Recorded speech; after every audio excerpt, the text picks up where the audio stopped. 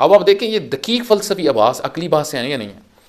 ایک اور بات، ایک اور یہاں پہ کلام آپ کی خدمت میں امام رضا علیہ السلام کا عرض کرتا ہوں، اور پھر اپنی بحث کو یہاں پہ اختتام کرتا ہوں. اور یہ در حقیقت ان لوگوں کے لیے ہے خصوصی طور پہ جن کو فلسفہ اور معرفت اور عقلانیت سے دور کرنے کی کوشش کی جا رہی ہے، وہ ان جملوں کو سنیں اور معرفت حاصل کریں، تاکہ ہمیں علم ہو کہ اہل بیت علیہ الصلوۃ والسلام کا مکتب فلسفہ اور معرفت اور عقلانیت کا دشمن نہیں ہے، بلکہ اہل بیت علیہ الصلوۃ والسلام نے ہی دنیا کو عقلانیت سکھائی اور فلسفہ سکھایا.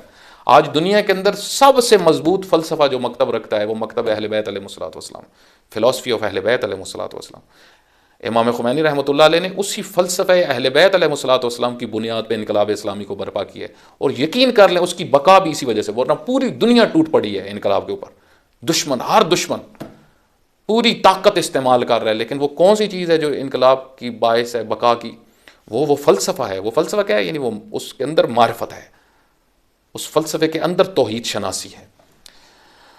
خوب، امام علیہ السلام سے کسی نے کہا کہ، عجیب آپ دیکھیں بڑی امپورٹنٹ بات ہے، امام سے کسی نے کہا کہ جب خدا حواس سے درک نہیں ہوتا تو پھر ہم اس کو کیسے پہچانیں؟ دیکھیں نا آج کل تو یہی عموماً بنیادی ترین بات جو ہے، جو ملحد لوگ ہیں وہ کیوں خداوند متعال کو قبول نہیں کرتے؟ ان کی دلیل یہی ہے کہ کیونکہ خدا حواس سے درک نہیں ہوتا. وہ کہاں ہے؟ نظر نہیں آتا. وہ یہی کہتے ہیں نا کہ کہاں ہے؟ نظر نہیں آتا. جو نظر نہیں آتا وہ ہوتا بھی نہیں ہے.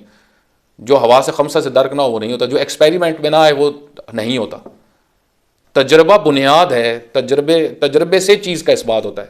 ٹھیک ہے، اب دیکھیں سائنس تجربے پہ قائم ہے، سائنس تجربے پہ قائم ہے، اور بعض اس کے اندر پھر عقلی قانون آ جاتے ہیں. ٹھیک ہے، لیکن اصل اس کی تجربہ ہے.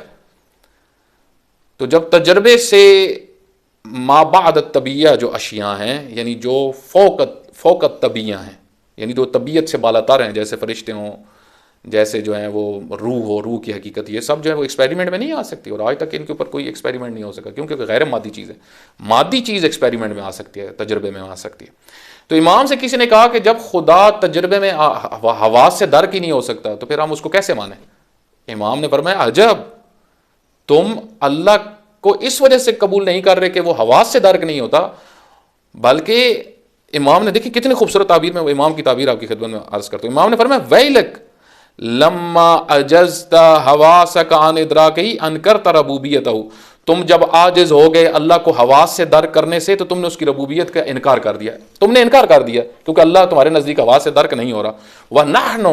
وَنَحْنُ اِذَا عَجِزْتُ حَوَاسَنَا عَنْ عِدْرَاكِهِ أَيْقَنَّ أَنَّهُ رَبَّنَا خِلَافُ الْأَشْيَاءِ، اور ہم کون ہیں؟ ہم وہ ہیں کہ جب ہم نے اپنے پروردگار کو حواس سے درک کرنے سے عاجز پایا، یعنی جب ہم نے دیکھا کہ ہمارا پروردگار حواس سے درک نہیں ہو سکتا، ایقنا، تو ہمیں یقین ہو گیا، انہ ربنا، کہ یہی ہمارا رب ہے جو حواس سے درک نہیں ہوتا، خلاف الاشیاء، جو چیزوں سے ہٹ کر ہے، دوسری چیزوں کی طرح نہیں ہے. دوسری چیزیں حواس سے درک ہوتی ہیں لیکن خداوند متعال کی ذات درک نہیں ہوتی. یعنی امام رضا علیہ السلام فرما رہے ہیں کہ جو تم جس دلیل کی بنیاد پہ پروردگار کی ذات کو رد کر رہے ہو، ہم اسی دلیل کی بنیاد پر اپنے اس پروردگار کو قبول کرتے ہیں کہ وہ حواس سے درک نہیں ہوتا، وہ خلاف الاشیاء ہے. یعنی یہی اس کے وجود کی دلیل ہے کہ وہ حواس سے خمسہ سے درک نہیں ہوتا. جو حواس خمسہ سے درک ہو جائے وہ تو پروردگار ہے ہی نہیں. کیوں؟ کیونکہ وہ محدود ہو جائے گا، اور جو محدود ہو جائے گا وہ رب ہوتا ہی نہیں ہے. رب ہوتا ہی وہ ہے کہ جو لا محدود ہو،